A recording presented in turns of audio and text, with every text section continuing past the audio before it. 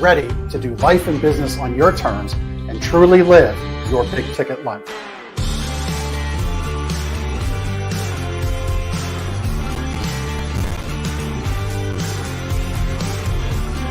You either make excuses or you choose to level up.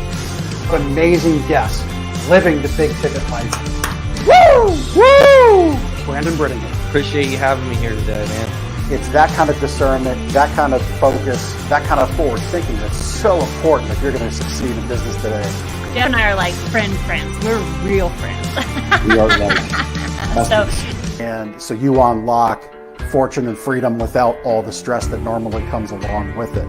It all comes down to your why. Your business, why are you doing it? How is it going to change the world and what's it going to do for your family? I want you to celebrate your success. Talk about the struggle, but I promise you, the story is in your struggle. They'll never be able to say that about me because people only see me working hard in anything that I'm doing whenever they see me. Focus on your success and the success of those around you. But being that constant in your community, good or bad, whether things are great in the community, bad in the community, be steady. Unapologetically do business and life on your terms and truly live your big ticket life. What amazing guests living the big ticket life. And we discuss how they do it and the big ticket methods they use. The things that make your life successful so you do life and business on your terms. In and of itself, the only limitations that we really have on ourselves is the ones that we allow to be put on ourselves. And most people don't look at it in that perspective. There's nothing wrong with being humble, but there's also nothing wrong with stepping into your superpower and letting people know who you are.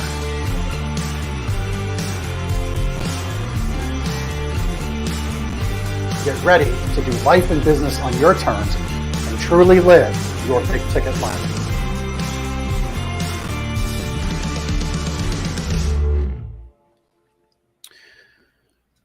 Well, as my ending of my intro says, stepping into superpower, letting people know who you are. I think in the context of letting people know who you are, you're about to discover who Chris Kille is. Chris, welcome to the show. Thanks for having me. How you doing? Yeah, I'm doing great, man. Doing great. So let's jump in. You are the child of two entrepreneurs growing up around business. What was that like? What did mom and dad do? So my mom actually, she was a wedding planner and an event planner for some time. And now we're actually, we're business partners in a doggy daycare and boarding facility. So that's kind of what I grew up around. A lot of parties, a lot of weddings, grew up serving, helping out, however I can, with those, the decorating and tear downs and setting up circus tents and all kinds of stuff. And then my dad is he sells hearing aids. So he's cool. Kind of like an independent reseller, of certain hearing aids. So yeah, that's a very cool. I mean, both businesses are cool. I actually have a connection to the wedding planning business. I had a DJing business franchise back in one of my first businesses. Man, the stories. I don't know about you. Do you still? So you're out of the wedding business altogether? Altogether, right? Yeah. How long ago was that? So I want to say it was before I graduated high school. So I graduated in 2000. So probably, I think she sold in like 97 or 98. Okay. Yeah. Yeah. So I had my business. This was like 99-ish through 03, 04. Okay. And so this is back in the days when you still had to go buy CDs for that special version of a special dance. And I still have PTSD over having to buy the 17th version of this added artist of Daddy's Little Girl. That was like a song that never seemed to have a never ending list of redos and remakes on it. But I still, every now and then, I'll wake up on a Sunday morning, panic dream. Something bad happened at an event. Oh my gosh. Did you ever get any of that? Yeah. I owned a party bus business for a few years in Tampa. And geez. I know that feeling. So party bus business in Tampa. So that had to be fun. It was. It had to be a fun business, but I would imagine you had to deal with some extra. That would be a good adjective. Extra. Yeah. Customers Yeah. from time to time. Any funny stories you can share? Oh my God. I have so many funny stories about that business. It started because we would go out a lot and we were renting limos, and I was in my early 20s and I had just started kind of making money, in my main business. So we were going out on the weekends and, spending lots and lots and lots of money on party buses and limos and things like that. This was when I used to do the nightclub stuff. And, so I said one day, I said, hey, let's go ahead and we might as well just buy our own. And it started off we were just going to hire a driver and just use it. And then, obviously I started, I said, let's put it to work while we're not using it. And that's kind of how it started. But what was unique about us was I didn't spend a lot of money on the bus. So it was an actual school bus that was retrofitted and kind of tricked out. But it was older and the engine on it wasn't the best. And so, we did not advertise as a luxury, we were the low price party bus in terms of you were like the frat house party bus. Yeah, exactly. Kind of like an anything goes type, right? But it would break down a lot. And, we'd get that call from the driver at 3:30 in the morning being like, hey, we are just outside of Ybor City, and we got a whole lot of angry people. We got a whole lot of drunk, angry people on this bus right now. And so on many occasions, we had to call lots of taxis, right, to get people out of there and give money back. And, at the end of the day, it just didn't happen frequently, but it happened more than 3 or 4 times, and that was enough to make me really reconsider that whole. We were able to get out of it, fortunately, with a profit, believe it or not. But yeah, it was very, very interesting. I have a lot of stories that we could tell about that for sure. Our friend Scott Simons is checking in. What's up, Scott? Appreciate you checking out the show, tuning in. I just bought a truck from him this weekend. You got a TRX too? Yeah. I just went and bought one this weekend. I had absolutely no. I did not wake up on Saturday thinking I was going to buy a truck, but I did. So, yeah. Okay, so walk me through that, because a TRX is not exactly your average run-of-the-mill truck. It's 703 horsepower. Yeah. Is that right? Yeah. So you just decide. By the way, I was just going to say Scott should get somebody to do a TRX party bus. Now that would be insane. That would be like that would. He sells the trucks to all these celebrities. Bring back exhibit with what was that thing? Pimp My Ride. Pimp My TRX. Yeah, bring back. We got a fish tank in the back of this. Get the gas monkey guys involved to stretch it or whatever, and he sells to all those celebrities. Scott, you can make that happen. Yeah, I think it's a really good idea. So you got your new truck. What color did you get? It's a charcoal. Yeah. Nice. So, and the fun, it's completely tricked out, right? It was like I honestly forget how it came about, but I'm up in the Northeast quite a bit, and I will be up there a lot this winter. I ski, pretty much. I ski a lot, and right. So one of the reasons I go up there because there's a lot of resorts within a very concentrated area, but. Going up there, right? I have a friend that I stay with, and there's no, I don't want to borrow her car all the time. And rental cars are wildly expensive, right? Whenever you do that. So I figured, hey, we can put it on the business. Obviously, I'm looking at open up another office up there, which would be nice. And had a vehicle while I'm in town. I think that justifies the payment on it. I was just gonna comment. It's incredible what a dyed-in-the-wool salesman entrepreneur can justify to him or herself to go buy a toy. You just saw the masterclass right there. If my wife were in the room, she would say, oh my God, there's a second one of them. Right. Because I do that kind of stuff around the house all the time with the stuff. And we have nobody to tell us no. That's my issue is I'm like, yeah, I'm going to go buy $100,000 truck today. And I don't have anybody in the background going, yeah. Maybe sleep on that. I'm like, nope, credit app's in. Let's go. Yeah. Nope. 6-figure pickup truck. Let's do it. Yeah. Let's do it. Drive it once or twice a month, whatever. Yeah. Exactly. But they are very, very cool trucks. I can't And, wait. you It's know, getting delivered on Saturday. I'm going to be up there. He pulled some strings. He said it usually takes about 10 days to get delivered. yeah, And he pulled some strings that's going to be there Saturday morning. I'm very excited. Thank you, Scott. yeah. Anybody Yeah, who wants a Scott's great. TRX, that's it, except mine's a little bit more tricked out. But yeah, anybody wants a TRX, plug, go through Scott. He's the man. I have a feeling Dodge creates TRX allotment of 2 buckets, the bucket for Scott And and the everybody bucket else. for everybody else. Cause this guy's just slinging them like, Yeah. 2-for-1 candy at the candy store. It's Uh-huh. just ridiculous. But, that's appropriate to what I want to talk about next with you, because you, me, Scott, we're all out here building our own brands. We're out here doing the right stuff on social media, not wasting time getting involved in useless conversations about things that divide us. We're out here following the rules of the network that brought us all together, Apex. We're all building our machines. Scott's an amazing car guy, involved in car dealerships, and like just sells TRXs to anybody and everybody. I mean, he was photographed at the big UFC fight with, who was that? Nate Diaz and Jake Paul.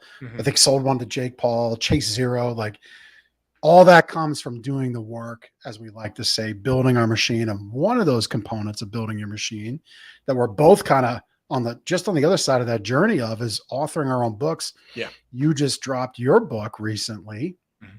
And tell us about that. Like, what's it about, and what made you want to do it, and what did you learn in the process of writing it? Well, I mean, so I know it's not as cool as TRX trucks, but yeah, well, but it's still, it's the process was really cool. I'll give you that. Yeah. So one of my businesses that I've been focused a lot of time on recently is virtual assistants. So what we do is we provide senior level executive assistants with operations experience. A lot of times we come in, we'll work one-on-one with entrepreneurs, or we're starting to lock up corporate accounts now where we can actually come in and use install these people as executive support for middle and senior management, right? The easiest way I describe this is, hey, a lot of these times these corporations are paying people $100,000 to $125,000 a year to be middle to, senior management, sometimes even more. And, but they find themselves doing a lot of tasks that are still somebody that could be doing entry level. And so there's an opportunity there for us to come in and we can show the ROI very quickly. Hey, we bring somebody in as a support for your whole team. It can be one-on-one or it could be an entire team. They're going to be able to focus exclusively on what you hire for. And you have somebody else in the background kind of running the administrative stuff, which is, the ROI on it is incredible. It justifies itself. So that book, I started that business almost 3 years ago now. And it's a series. This is the first one, but this is kind of it's the background. It's the conceptual. It is the overview of the industry as a whole. Talks about, it's a broad overview. The next one is going to be very tactical in terms of, now that you understand the industry, you understand the concept, things like that, here's how you actually implement it. So that one's going to be coming out next month. Yeah. For folks that don't quite understand the value of virtual assistants and what they can unlock for your business, I'll share a little anecdotal thing from this morning, right? Actually, before I came up here into the studio for our show, I have 2 that I work with, and they're largely around the creation of our graphics for the businesses I have, video editing, and then really the distribution of all the content we create. Because every week I'm producing, most weeks, at least 2 hours of video content, and then we carve it out from moments like here in our show, and it's got to get out. And I realized I was the log jam for the distribution. Like, I was the guy that was responsible for it, and it just wasn't happening.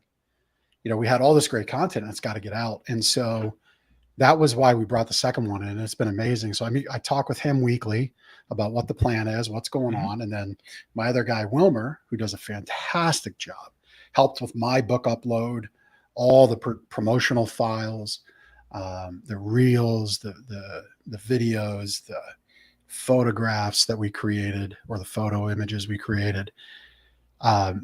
So like, I get to be the creative director, right? Like, if you've ever watched Mad Men, I get to be Don Draper. And everybody else gets to do the work. right? And that's what VAs allow you to do, right? This is how I look at it. You're allowed to be in your highest level of skill, your best lane. Your area of genius. There you go. Yeah. Yep. So it's not like, and I say that not to sound arrogant, because I think some people could take it that way. It's about aligning a team around you so you can pull a team with you further. Why right? would you, here's the thing that I can add to that. So let's talk about video editing real quick, right? Because this is one of the areas that we provide services for as well. Here's the analogy that I always use. Look, I can edit my own videos if I want. Okay. I could sit down and I'm no good at them, but I could get it done. I could also take classes. I could learn. I could practice. I could do all these things for the next 6 months. And at that point, after 6 months, I might be average, right? But I'm still spending so much time on it. And I might just be like an average video editor, right? Or I could bring somebody in who is already a pro. And if we're talking in the Philippines, right, there's a different standard of living over there, right? Our money goes a really, really long way over there. So for a fraction of the cost of an American, video editor, like not even a fraction, like a tenth of a fraction, right?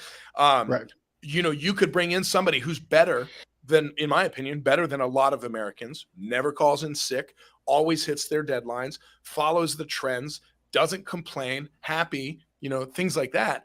And, and then a lot of times you can do it fractionally. And, we're talking a couple $100 a month to have all your content done, as opposed to $200 an hour, right? For some of the Americans in here. So where I'm going with that is you can bring that small expense, and it's actually not even an expense, it's an investment. Or, what is your time worth? Because for me, I'm worth, my time's worth more than $10, $15 an hour. My time, in my opinion, is worth more than $150 an hour. So why am I doing a task that does not even close to get me an ROI? Right. I'm going to take a little bit of a left turn that maybe you weren't expecting me to ask or broach. So I believe in our nation. I believe in supporting our people. I believe in supporting jobs here. Sure. I've had people call me out on this because they know that about me, right? Like friends know that about me. And when they learn, like, I have offshore VAs, are like, well, isn't that somewhat of a hypocritical position? And my answer is this. I say, you know what? I'm sure from the outside looking in, it could be perceived that way. But here's what shifting those dollars allows me to do. I don't just pocket them. Right. I can hire somebody else at my store. Right. I can donate more, which is actually what we do. We can take the effort that those VAs are directly involved with and expand it and actually expand it into charitable organizations. And so that's where those dollars go. And so it's not just a drop to the bottom line, put it in my pocket thing. That's how I look at it. So how would you answer that statement or question? And I love this left turn, by the way. So I always say this whenever I come into a corporate account. I'm not looking to replace anybody here. That's not my intention at all. I'm not trying to take somebody's job. I don't want you. We're not going to take your American customer service department and outsource it to another country so you can, help your bottom line. Does it help your bottom line? Yes. However, the way that we do it is we come in and we provide assistance. We provide ancillary help to enhance the people that you already have in place. So let's say they're at an 80% efficiency because they're, on the actual job that you hired them to do. Well, what if I could bring them in some help, right? And get them up to 95? What does that do for you? If you're going to generate more revenue, right, then you can invest it back into the business, right? You could buy new software. You could hire a new employee. You could go after business development to bring more accounts, or, however it is to drive more revenue into your business. So then you could hire more people in that role. And then, by default, you would be bringing in more assistants as well. But when you look at, instead of replacing, because that's where most people's mind go. Oh, you're gonna take American jobs, and that's not do some people do it that way? Yes. Right. Is that the way that we do it? Absolutely not. We bring it in as more of an assistant. We want to take gasoline and throw it into the fire of the people who are already producing and just make them that much better and that much more efficient. Yeah. Well, and here's another example. So we brought on, for my retail store, Gardner's Mattress and More, we do a local community podcast show. It's like the opposite of how everybody else does a podcast. It's super local, Lancaster County, Pennsylvania. It's not for Lancaster in Texas or Ohio or California. And there's Lancasters in all of those places. It's Pennsylvania. It's our county. It's our backyard focused. And we brought in a PR person to help level up the show, get better guests, just raise the profile in the bar. Okay. And in doing so, we got better guests. We created better content. But if I were still the logjam, we wouldn't get that content out. And here's a direct benefit of this, having these people involved who are great people involved in your organization. Because we got that content out in a timely manner, we were able to connect one veterans charity to a food bank that does this really cool food distribution thing where they save tens of thousands of pounds of food a week, fresh produce and food, and process it for 31. Any charitable organization can come to their facility and pick up food for 31 cents a pound. And like, your podcast was able to connect those two people that otherwise would not have been. Exactly. Plus 3 others through the reels that my guy Morris distributes and posts. And it was because you brought somebody in, right, that is able to take that work off of your plate. So it's about expansion. Yeah. And had we given that task, hey, Stephanie, who's our PR lady, hey, Stephanie, you know what? For the fee we're paying you, we feel you should also be responsible to post on social media. And I'm sure she's capable of that. Yeah. And I'm sure she might have agreed to that. Is it her best lane of genius? No.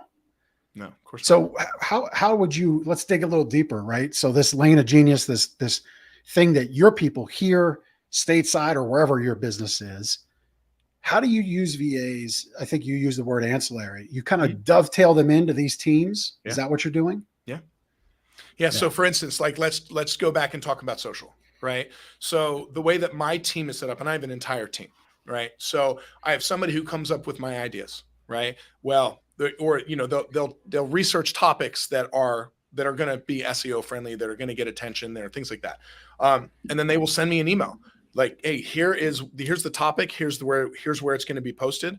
Here are the talking points to it. They're doing all my legwork for me, stuff that would take me, forever. Now, obviously I review it. And if I want to add, remove, tweak, whatever, I do that, right? It's at the end of the day, this is my content, but then I have a studio at my house. I have a studio here in the office. Sometimes I just sit down in the car. I mean, I do it all over the place whenever I feel the inspiration. Right.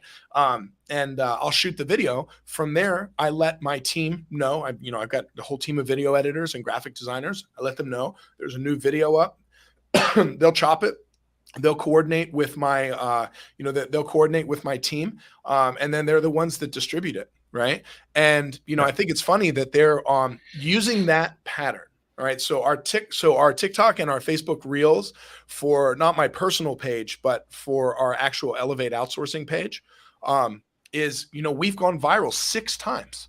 So wow. I've got more than 7 million views across those channels because of, ideas that I wasn't the genesis of the idea. I was the one who executed on it and spoke about it and actually delivered it, delivered the content. And then the rest of my team cleaned it up for me, made it look nice, captioned it, things like that. And then they're the ones that actually pushed it out for me, because that's all stuff I don't know how to do. And to be honest with you, Jeff, I don't want to learn how to do it. I got more important stuff to do, in my opinion, than, learn how to do video editing, whenever I can just hire somebody on a team. Right. And they're experts. So it's a great investment. Yeah, no, it really is. It's really, I think if we were to sum it up in a word, it's about expansion, right? It's expanding this skill set of your core people that you directly employ. It's because you're removing the stuff that they shouldn't do. I mean, let's face it, if you're paying somebody, the number I continue to hear from CPAs, right, is if you're investing $70,000 into somebody on your team in payroll, it's really like 140. Right. But by the time you pay taxes, insurance, benefits.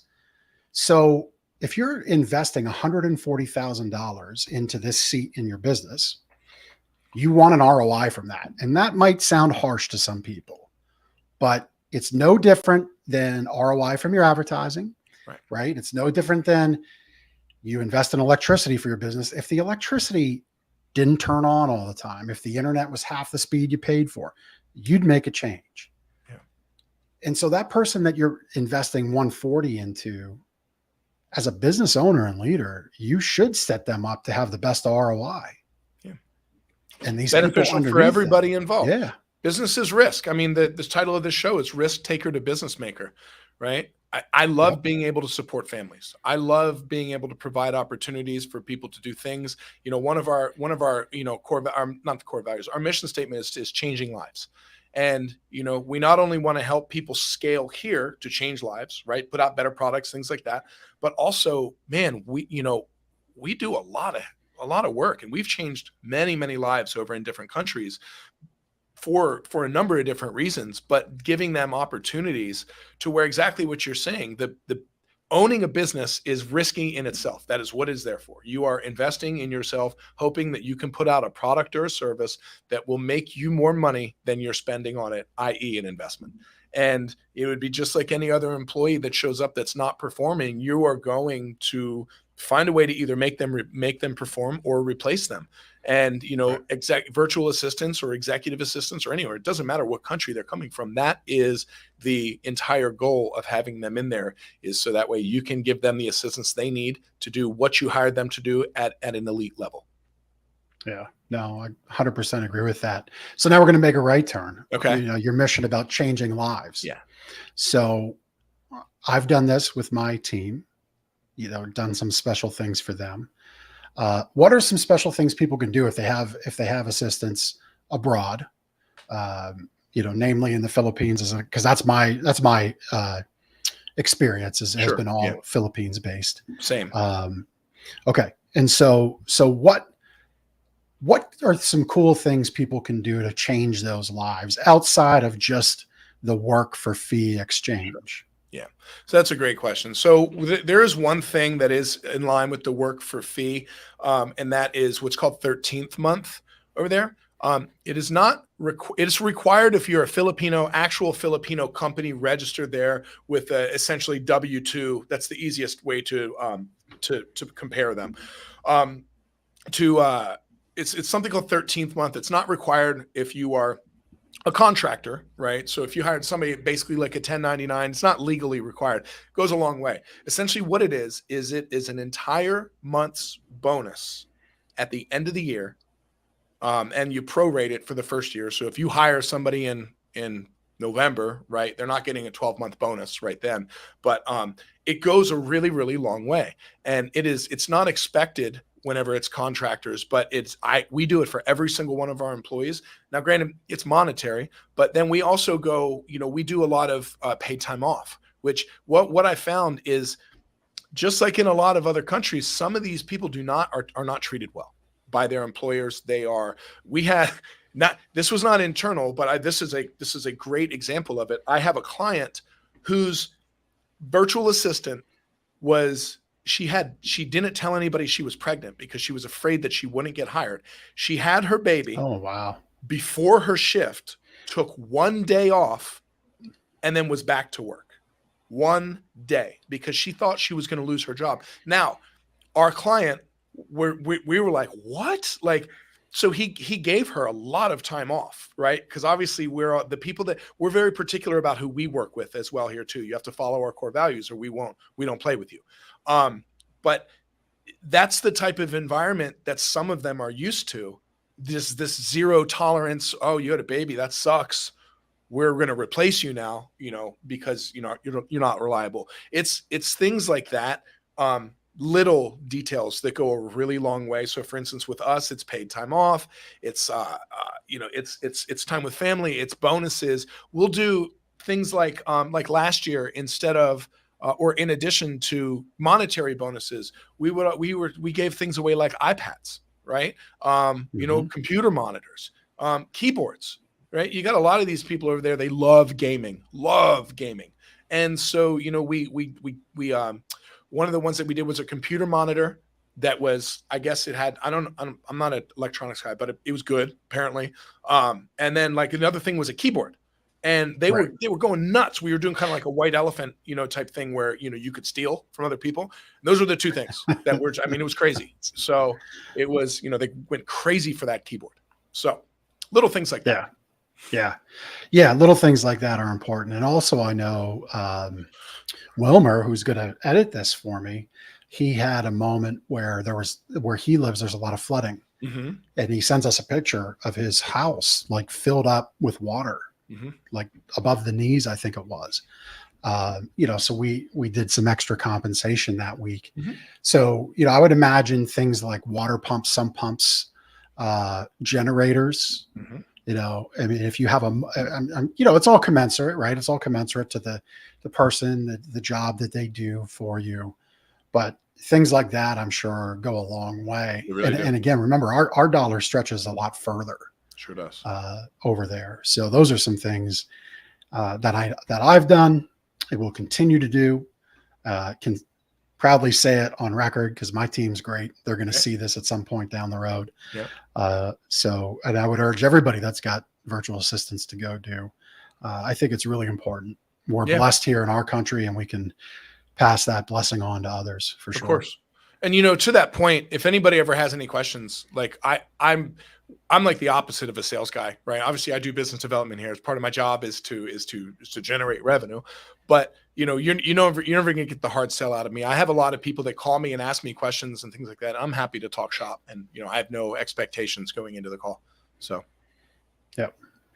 We've had Tracy and Wiley tuning in. Thank you for watching. Tracy Reed, appreciate you. Tracy was a big supporter of my book, so thank you.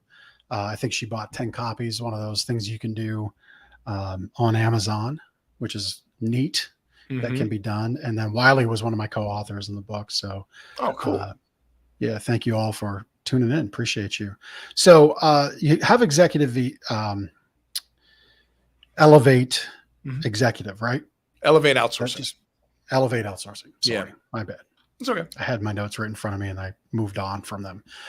So you have Elevate Outsourcing, which is very cool. As an entrepreneur, as an investor, I'll forgive the part that you're in Frisco because I know you're a Cowboys fan. I'm not actually. I just moved here. You're not? Like 4 months ago. I thought I saw that. My bad. No, I make fun of football teams. The Cowboys, have been in my crosshairs recently. So maybe you saw something that was making fun that you thought that maybe it wasn't. Probably just scrolled on by it. Not a big deal. That's what it was. That's probably what it was. All right. Well, then I can let go of that. As an Eagles fan here over my shoulder, Well, I told you I grew up in Pennsylvania, right? Did I tell you that? No, I didn't know that. I grew up in Chambersburg, Pennsylvania. So 45 minutes from you or something like that. Not far. That's not far at all. Yeah. But I was there until I was 17. So okay. And I got out of Dodge. Got out of Dodge. So you have the outsourcing business, and then you also have payment processing. Yeah. Payment pilot. Yeah. Tell us about that. So that was a business that I started in 2005. I started it out of spite, believe it or not. Okay, let's open that one up. Nothing. I've never heard anybody say I started a business out of spite. Nothing feels me like some good old fashioned hate. I was one of my first jobs out of college outside of bartending was a door-to-door job with a pretty well-known company that I'm not going to give any press to, but our campaign was a very large merchant services provider. And so my job is I would go door to door on a daily basis and I undercut people's rates. Hey, it's Chris from, whatever. Here, I don't know if you noticed this or not, but there's been some changes to the rates recently. I've been able to help some of your neighbors. Maybe I can save you some money. Simple pitch like that. And it started off, I was very, very bad at this job. And then all of a sudden one day it clicked. And very quickly I became their number one rep in the nation for about 6 months, right? I was crushing it. And I was very, very, very good at this job at that point. Well, I found out we were getting paid $100 a deal, right? which was good for me at the time. I was 21 or 22, and I was making 40 grand a year. And at that point, if I had enough money to pay my rent, get groceries, and go to the bar a couple nights a week, right, I was living high. Life was good. That was it. Yeah, life was great. And I know where this story's going, because $100 a deal. It sounded a lot, right, at the time. And then one of my mentors in New York City has been in the business even longer than that, and he was friends of a friend. And it just kind of came up, and he was like, "Hey, I heard you're doing really well at this." I was like, "Yeah." He's like, "Your residual must be massive." And I looked at him and I said, "What in the heck is a residual?" And he's like, kind of looked at me like, "Are you serious?" And so anyway, what I found out was, in this business, if you're a client, right, the person who signed up the account should be receiving a monthly commission, not just a one-time upfront. So, me being who I am, I went into the office on Monday and I let my manager know that, we were going to make some changes to the comp plan, right? Because I'm important here. I was fired immediately, right? Wasn't even allowed to go out because, they knew more than likely I would have told everybody who worked there about this, and, cause a lot of, right. Anyway, so I was abruptly terminated, and then from there I went and became like an independent agent of another company, and it just kind of grew from there. And my goal, was to obviously, put food on the table, but was to take business from that company as well, which ended up happening a little bit, but nowhere near the extent that I was looking for. So, but yeah, the company got started out of spite, and that was in 2005. So 18 years later, still running strong. It is my primary business, although I'm not involved in the day-to-day anymore. I was able to build a really solid team around me, including a lot of virtual assistants. And, now I focus my time, not exclusively, but I focus, I'd say 80% of my time on Elevate, and, being able to scale that business. It's a lot more rewarding, in my opinion. Yeah. So is it fair to say, and I want to ask what clicked that one day, because I think that could be a learning lesson for everybody. But so it's fair to say Payment Pilot powered by Elevate Outsourcing. Elevate Outsourcing powered by Payment Pilot, I would say. Yeah. Okay. Oh, no. I'm sorry. I thought you meant money-wise. Yes. So Elevate, we've got a large, we've a lot of our assistants, a lot of the administrative stuff done on the back end is done by virtual assistants. In fact, I was actually training 2 of them this morning. So 2 brand new ones. Yep. And that's the thing. We'll get back to that. You can't just bring virtual assistants on, give them a document, right, give them a Loom video, and then say goodbye. Right. Do your job. Yeah. Let's get back to that. But to the one day it clicked, you're out there, you're banging on doors, you're not getting ahead. And, anecdotally, I'll share a story. I one time there, it ebbs and flows in the retail business. We'll get phone calls just incessantly about credit card processing. Yeah. And it'll go in spurts where it's just like every other phone call is that. And it got to a point years ago, I just would say, great, fantastic. I'm so glad you called. Actually, here's what we do.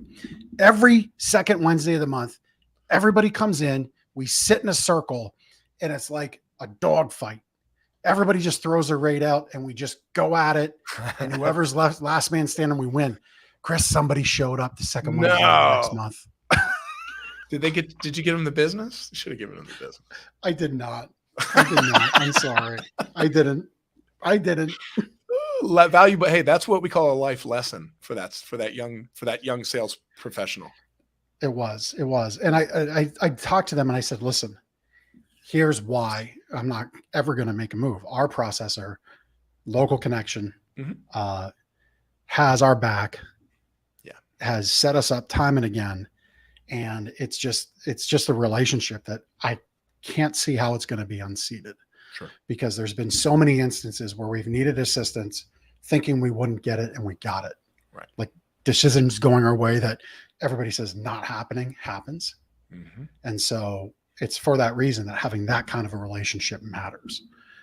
So anyway, what clicked for you? It was the way that I was talking to people. It was just sales in general that I was just not good at it. Right. You always hear the thing, telling is not selling. And that's what I was doing. I was walking into people's places and I wasn't asking any questions. I was bulldozing and telling them that I had the best rates and that I am this and I am that. And, blah, blah. I made it more about me. And one day I was just like, hey, I'm going to try something different. And, I said, hey, and I started asking, consultative questions to find out where their pain was, to find out where, kind of like what you were just saying, has anything ever happened and you needed help, but you couldn't get it? Right. And that is,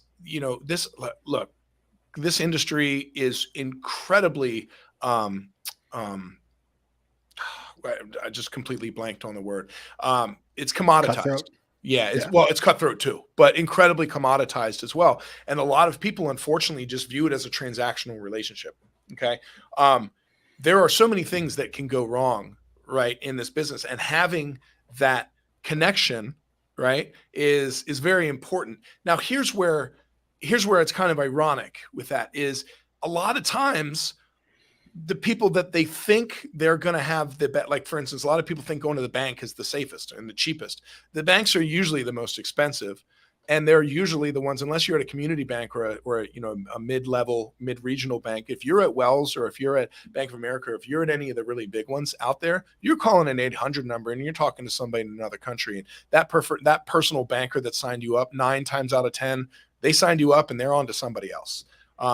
And that's just the way that business model is, where as opposed to, if you go through a local provider, right, you'll have that relationship. Like you said, the rates are going to be fair, right? Because most people are within a couple tenths of a point of each other, or even sometimes a couple hundredths of a point of each other, which at the end of the day is dollars, right? We're not talking, you're not going on vacation. You're not buying a brand new car. You're not hiring somebody else because you went with this over this, right? I mean, unless you are, just absolutely, unless your volume is insane, right? A couple basis points is not going to move the needle. Well, now when we have, we've got dual pricing or cash discount surcharge or whatever they're calling it these days, with merchants actually able to completely eliminate their bill, it's becoming even better for companies that are good with service. It's because why would you now switch if you don't have a bill?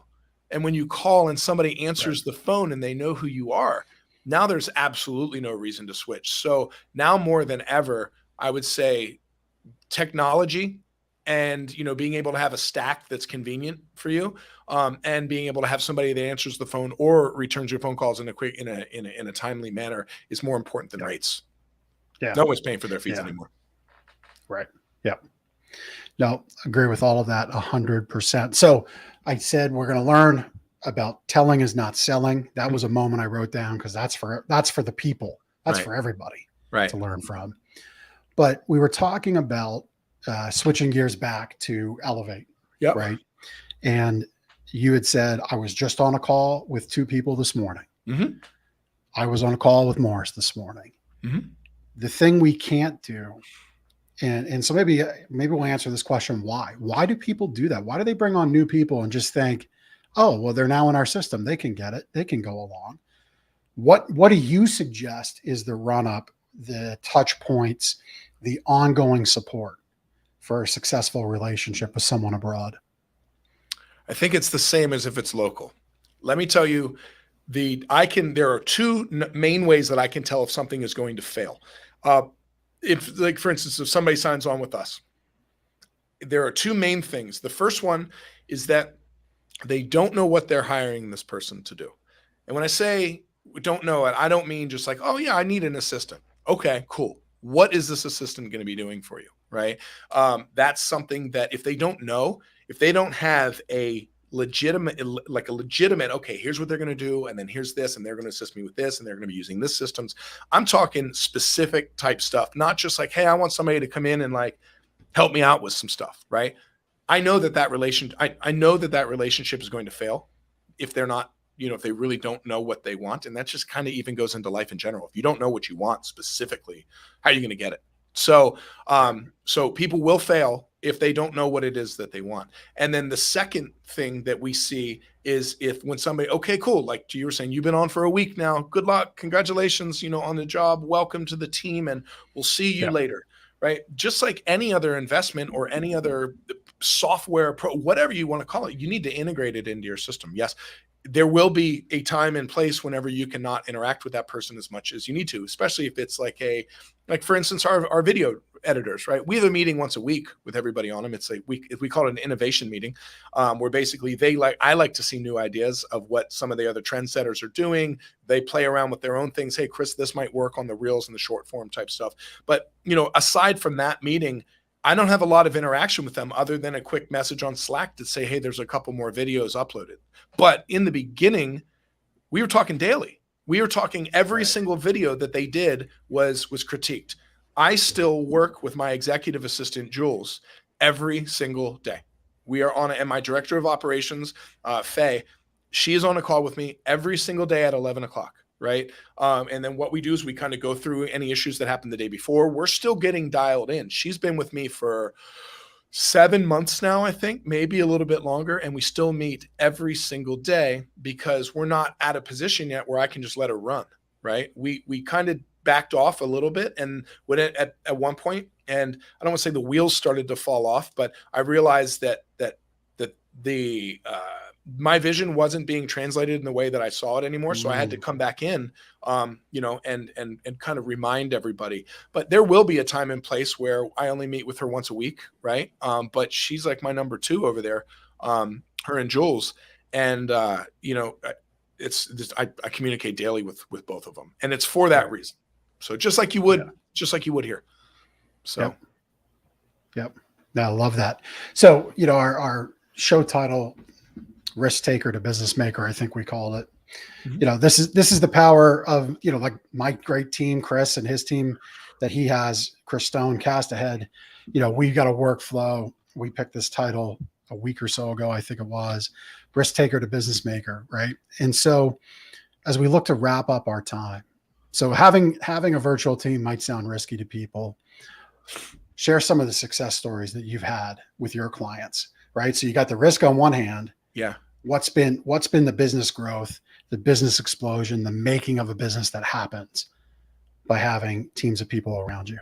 I mean, I can speak from personal experience, right? I took Payment Pilot from me as a one-man show, doing completely everything. I think I did mid 6 figures 4 years ago, and now we've doubled every single year at least.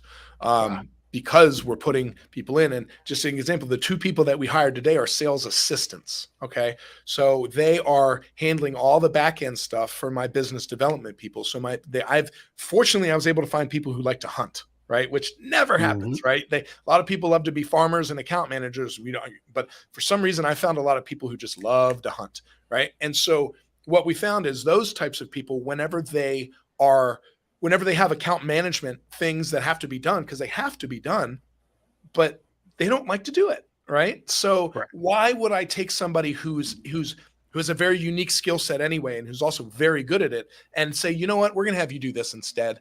Like, get this done, and then you can go do what you want to do, as opposed to, hey, I brought a couple people in specifically for you that are going to help you with follow-ups, that are going to help you with paperwork, that are going to help you with customer communications. They're going to work with tech. They're going to work with support. They're going to work with onboarding on your behalf.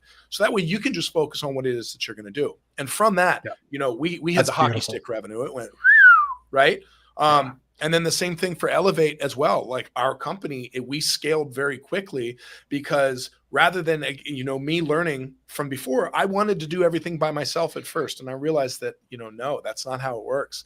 And, this is countless examples. One of the, we have 3 areas of focus. We do the executive assistants, we do the video editing, like I was talking about before. And then we also do 3D renderings for people in the home services industry. So kitchen and bath remodelers, landscape designers, architects, engineers, things like that. We were able to, I think we have 4 or 5 CAD architects or CAD technicians in one of our engineers clients. He's his 2nd year of business, right? He has more business than he needs to know, than he knows what to do with now. And it's because he was able to bring in, so his business development was off the chain, but he wasn't able to able to fulfill the work because he didn't have the staff that he needed. Well, we were able to quickly plug those gaps for him with people who, in his opinion, were better than the people he had on staff before. And, they started out as supplements, but, actually in that case, he did end up replacing them. And at the end of the day, he was getting a better output from the people in the Philippines than people in the States. So, yeah. It's crazy. I mean, sky's the limit. It really is. And again, it goes back to kind of where we started about people that make businesses take risk, but part of making a business is about understanding where your best lane is, where your best genius is, where your best activities are spent, your best energy is spent. And those examples you just shared, like, yeah, if you've got hunters, if you got people that want to go sell, let them do it. Worst thing you can do is put a bunch of paperwork in front of them. Stay out of their way. You gotta fill out this credit app. You gotta get this list of equipment that they have, and then understand which equipment we're putting in, and we need addresses to ship it to. No, just stay out of their way. Give them one place to send the business contact information, and then let the team fill that paperwork out and wrap the deal up. Right? Yeah. And there's so many things, like you just shared the CAD drawing. Like, I would imagine you could have somebody at somebody's landscape company who's stateside in-house. They're the Don Draper of all the CAD designs. Yeah. They understand what the client wants. Their team abroad brings it forward. They take their red pen out digitally, cut this, move this flower pot here, or move this fire pit there. Yes. And it gets sent, and then their creative mind is up here. Instead of them being the creative, and then the one that does the executing. And let me give you an example of a kitchen and bath remodeler. This is a really easy ROI. In most instances, what we found is the smaller companies, the sales rep is the one that draws it up, right? That's a left brain, right brain type thing. And also salespeople, they don't like doing paperwork, right? So at the end of the day, this is something that they're usually not that good at. It usually takes them a much longer time than it should to turn it around, whether it's procrastination or whether they just don't have time. So what we found is we can bring somebody in. It's a pretty quick ROI. We say, hey, how long does this take you on average? Let's just say that it takes 5 hours a week for them to do their drawings, right? And let's say that they're 2 weeks behind on their drawings for whatever reason. Well, what is 5 hours a week? How many more appointments is that? So let's say that's 5 appointments. All right, cool. So if we took this off of this off of this salesperson's plate, right? Let's put 5 more appointments in there. Let's just say it's a $10,000 average, net profit, per one, and you have a 40% close ratio, which sucks if you're in this one. You should be 60, 70, 80%, right? If you're working for a reputable company. So, let's just call it 50% just for fun. That's an extra $25,000 a week that you're bringing in, because now you've found somebody that can take that task off of their plate that they don't want to do, they don't like to do. Also, your closing percentage is probably going to go up because you're now able to turn these drawings around in 48 hours instead of, I was just going to say, 2 weeks to 2 days. Yeah. So it's, and again, to what your point, the Don Draper, they're not, a lot of times your people from the virtual assistants or executive assistants, remote workers, whatever you want to call them, they're not in direct contact with your customers. So now this sales rep can, or the project manager, whoever, they can QC this, send it back multiple times for revisions if they need it. But that's still, that client is now, you don't risk the run, you don't risk losing the account or the deal because they, got impatient with you and went somewhere else even though you're the better provider, it took too long to get you back. Right. And so, it's just simple math. And, again, salespeople, for the most part, they don't like doing paperwork. They don't like doing the drawings, and usually they're not that good at it either. So it's a no-brainer. Yeah. We're coming to the top of our hour, but I want to share a very anecdotal story, or not anecdotal, very connected story to what we just shared, because it is in kitchen and bath. Back in my wholesale factory representation days, I had an account. I sold them kids' furniture like bunk beds. I sold them the occasional container of bedroom furniture. I had my mattress line that I represented in their business.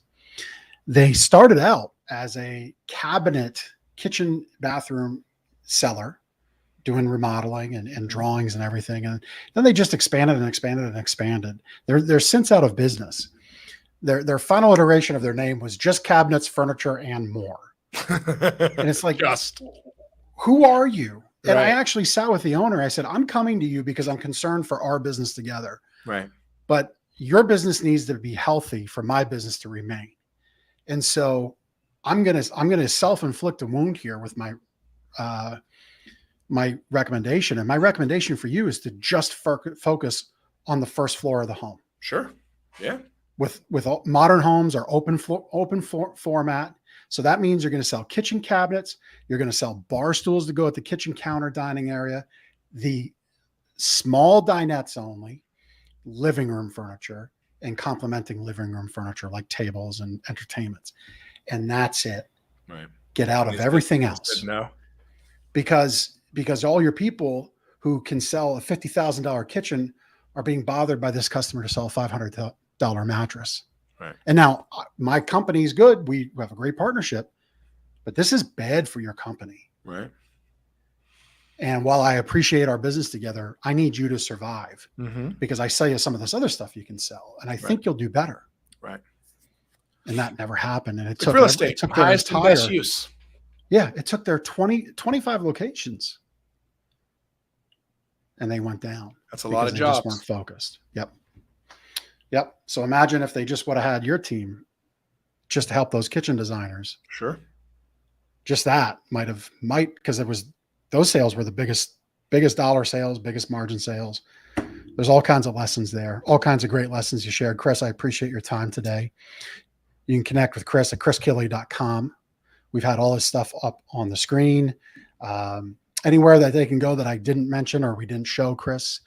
No, I mean, we might want to that main page is going to cover everything. Yep.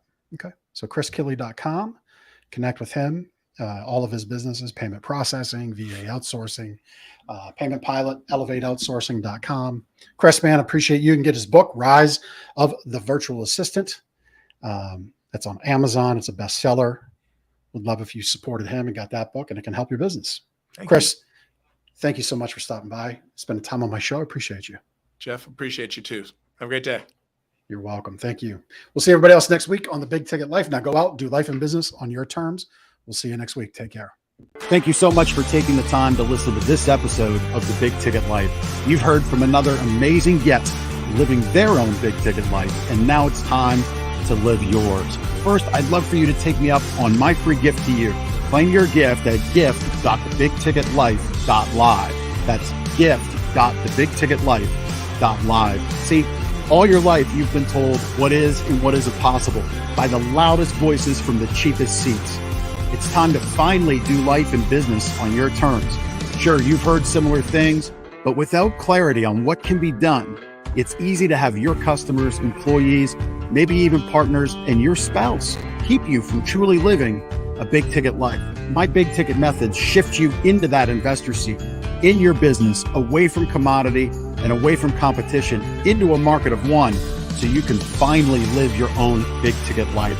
So my gift to you is for you to book your discovery call today, where we'll uncover first the Chivo behaviors, those chief everything officer behaviors that hold you back, and why moving into the investor seat in your own business is critical. 2, we'll uncover the premium position that's up for grabs right now in your market that you're missing out on. And 3, which big ticket methodologies are just waiting to be dropped into your business to explode your sales and profits. So again, thanks for listening to this episode. I'd love for you to take action right now. Accept this gift. Book your call. Go to gift.thebigticketlife.live.